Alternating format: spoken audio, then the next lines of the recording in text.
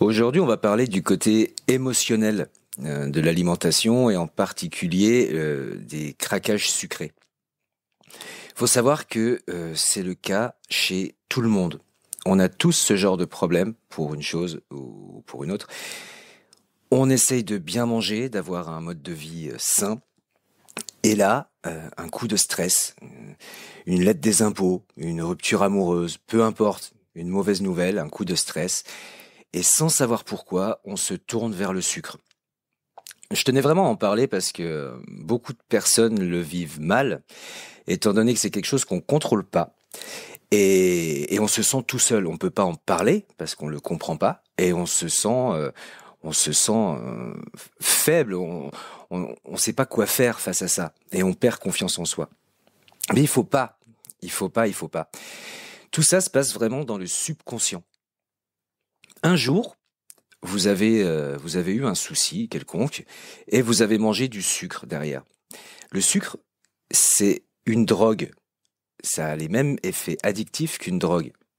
Quand vous avez mangé du sucre, vous avez libéré des hormones de plaisir, de dopamine, et votre cerveau a associé ça à réconfort, stress, douleur, réconforté par le sucre.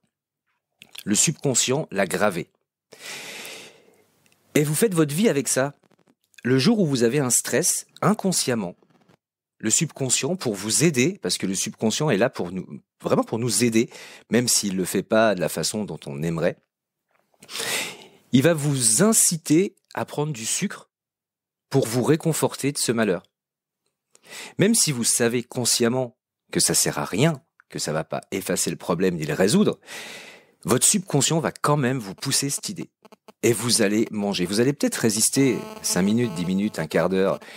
Plus vous allez résister, plus vous allez frustrer votre inconscient, donc vous frustrez vous-même, et plus l'inconscient va rendre cette idée puissante. Et plus vous aurez envie de sucre, et plus vous allez vous en vouloir. C'est entièrement normal, et c'est le cas chez tout le monde. Vous n'êtes pas tout seul ou toute seule. Rassurez-vous. Ça, c'est typiquement le genre de problème qu'on règle avec un coach. C'est le genre de problème que je règle régulièrement. Un coach de vie, pas un coach sportif. Ça sert pas à grand chose de faire beaucoup de sport pour régler des problèmes émotionnels. Il faut simplement changer l'image associée à la résolution du problème dans le subconscient.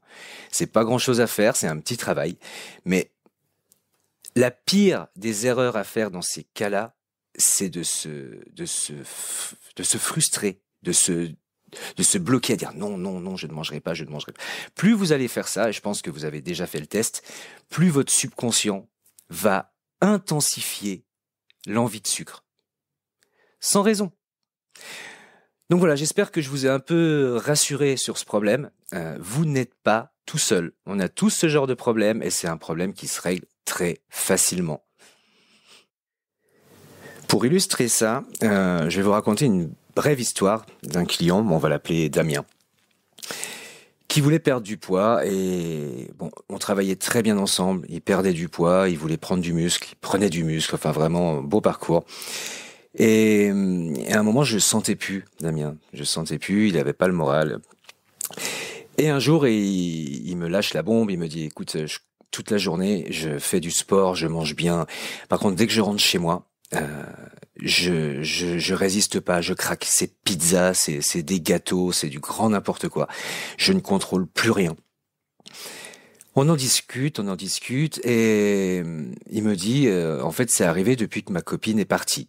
On s'est séparés, elle est partie, et quand je rentre chez moi, que je suis tout seul dans cette maison, tout de suite, c'est craquage alimentaire, craquage mauvais sucre. En parlant tous les deux, on en arrive au fait que petit, il a eu une rupture amoureuse à l'école. Et il était vraiment très touché par ça. Sa maman n'a pas réussi à gérer le problème. Elle lui a donné des bonbons. Elle lui a fait des grosses tartines de Nutella. Et son subconscient a fait ce travail. Il lui a dit, voilà, rupture amoureuse, compensation, malbouffe, sucre, Nutella. Et il a grandi avec ça. Et on s'est rendu compte que ça l'a suivi toute sa vie. Jusqu'au moment où, en découvrant cette image, ça a tout changé pour lui et tout s'est arrêté. En très peu de temps. Mais vous voyez l'image? Voilà le côté émotionnel du craquage alimentaire. Je vous souhaite une excellente journée et à bientôt.